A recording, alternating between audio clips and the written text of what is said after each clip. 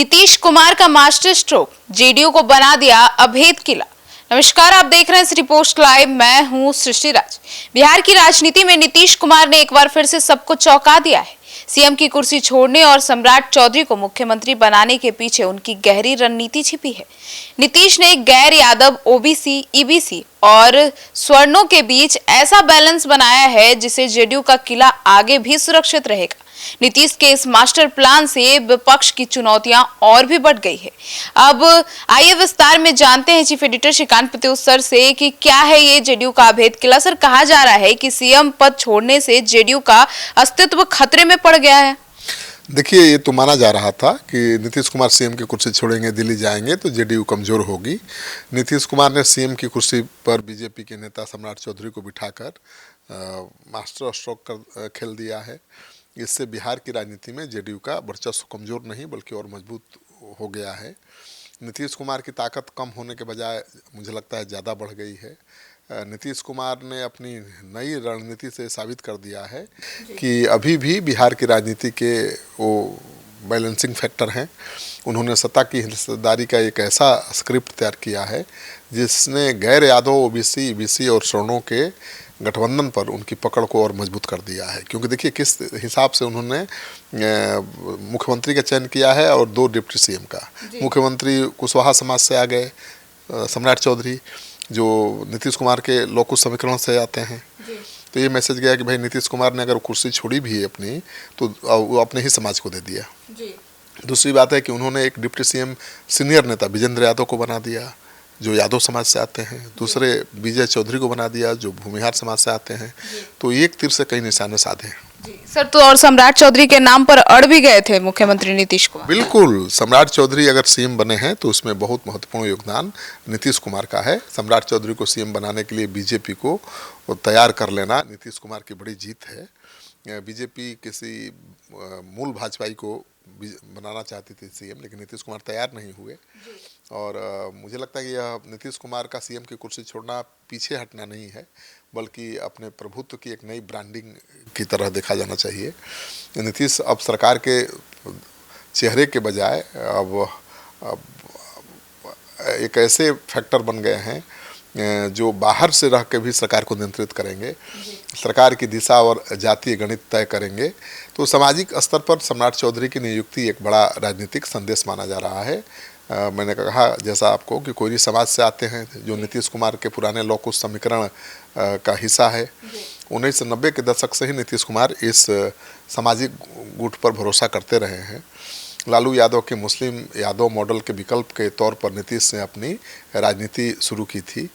एक कोयरी नेता को सीएम बनवाकर उन्होंने यह संदेश दिया है कि गैर यादव, ओबीसी, ईबीसी समुदाय अभी भी उन्हें अपना प्रोटेक्टर मानती है।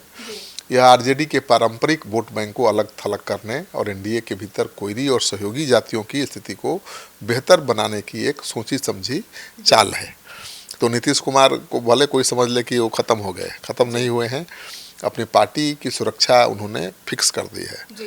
अब एकदम अभेद किला बन गया है जेडीयू। और डिप्टी सीएम के चयन में काफी सावधानी भी बरती है। बिल्कुल, डिप्टी सीएम तो कायदे से वो अपने बेटे को भी बना सकते थे। सबको तो यही अंदाजा था कि निशांत जरूर डिप्टी सीएम बनेंगे, लेकिन डिप्टी सीएम के तौर पर किसको चुना उन्होंने? विजय चौधरी जो भूमिहार समाज से आते हैं, विजेंद्र यादव जो लालू यादव के कोर वोट बैंक है उसी से आते हैं। तो विजय चौधरी भूमिहार समाज से आते हैं, विजेंद्र यादव यादव समाज के कद्दावर नेता हैं। परंपरागत रूप से स्वर्ण वोट बैंक बीजेपी का आधार रहा है, वहीं यादव वोट बैंक लालू और तेजस्वी का मुख्य आधार रहे हैं। तो सबको साधने की कोशिश की है नीतीश कुमार ने। नीतीश ने अपनी पार्टी के एक भूमिहार नेता विजय चौधरी को डिप्टी सीएम बनवाकर यादव चेहरे को एनडीए में जगह दिलाकर पुराने समीकरणों को बदल दिया है। इससे ये साफ हो गया है कि बिहार में सत्ता का असली जातीय संतुलन अभी भी नीतीश कुमार की पार्टी के इर्द गिर्द घूमता है, वहीं इसको साध सकते हैं। बीजेपी के लिए नीतीश के इन 2 डिप्टी सीएम चेहरों को स्वीकार करना एक मजबूरी और रणनीति दोनों हो सकता है। भूमिहार चेहरा स्वर्ण बेल्ट में गठबंधन को मजबूती देता है, वहीं यादव डिप्टी सीएम होने से आरजेडी के यादव वोट बैंक में दरार पड़ने की संभावना है। अगर विजेंद्र प्रसाद यादव नीतीश के नेतृत्व वाले गठबंधन में डिप्टी सीएम की कुर्सी पर बैठे हैं तो इससे आरजेडी का वह दावा कमजोर होता है कि केवल यादवों के हितों की रक्षा वही कर सकते हैं। नीतीश कुमार भी तो कर रहे हैं, विजेंद्र यादव को हमेशा मंत्री बना कर रखा, पावरफुल मंत्री, और अब उनको डिप्टी सीएम भी बना दिया है। सर, तो ऐसे में सवाल उठता है कि क्या सवर्णों के बीच नीतीश कुमार की स्वीकार्यता आगे भी बरकरार रहेगी? बिल्कुल, नीतीश कुमार की यह रणनीति सवर्णों के बीच राष्ट्रीय स्तर पर बदलते मूड का जवाब भी माना जा रहा है। पिछले कुछ सालों में सवर्णों के बीच पहचान आधारित राजनीति को लेकर थोड़ी बेचैनी देखी गई है।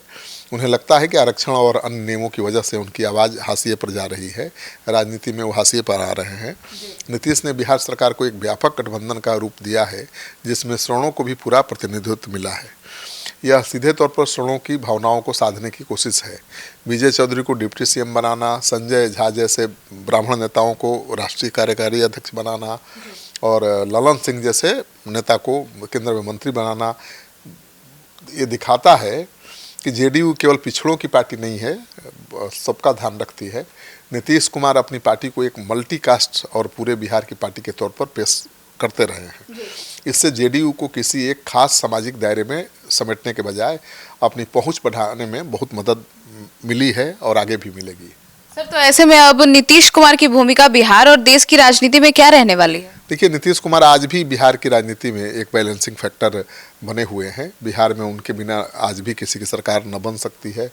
राज्यसभा सदस्य बनने और सम्राट चौधरी को सीएम बनाने के फैसले ने उन्हें बड़ी आज़ादी दे दी है। अब वो राष्ट्रीय और राज्य दोनों स्तरों पर वो काम करेंगे फ्री होकर। उन्हें अब सरकार के रोज़मर्रा के प्रशासनिक तनाव और विवादों से जूझने की जरूरत नहीं पड़ेगी। वह एक रणनीतिकार के तौर पर पार्टी को विस्तार देंगे। नीतीश कुमार की यह चाल बताती है कि वह कुर्सी पर भले न रहें, बिहार की राजनीति की धुरी वहीं अभी बने रहेंगे। उन्होंने अपनी सत्ता का त्याग नहीं किया है बल्कि उसे और भी अधिक सुरक्षित और प्रभावशाली बना दिया है और निशांत के लिए आगे का दरवाजा खोल दिया है। सर, तो अब देखना होगा कि आगे बिहार की राजनीति में क्या होता है। बिल्कुल, अब तो पहली बार बीजेपी की सरकार बनी है। सम्राट मुख्यमंत्री तो बन गए हैं, लेकिन उनके सामने चुनौती यही है कि नीतीश कुमार के सुशासन को बनाए रखना, नीतीश कुमार का जो विकास पुरुष की छवि है वैसी छवि बनाना।